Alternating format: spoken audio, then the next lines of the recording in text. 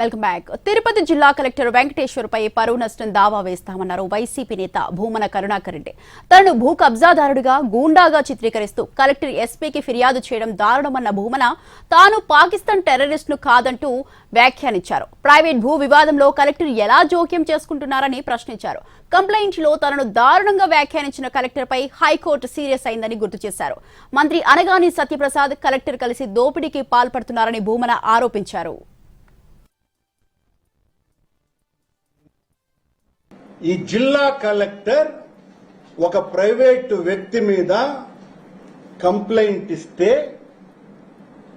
Police స్టేషన్లో register చేశారు. ఆన్లైన్లో మాకు దొరికింది.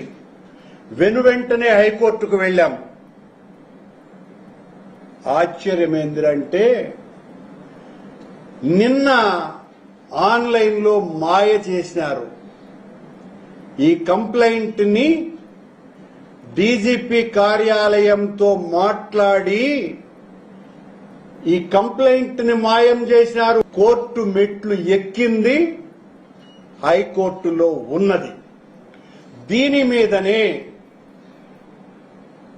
గౌరవనీయ హైకోర్టు న్యాయమూర్తి గారు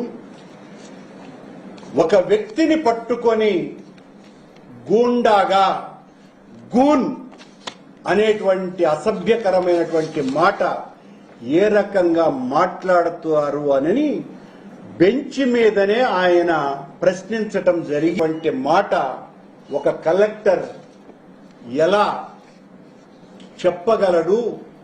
ఇది చాలా తప్పు కదా అని కలెక్టర్ మీద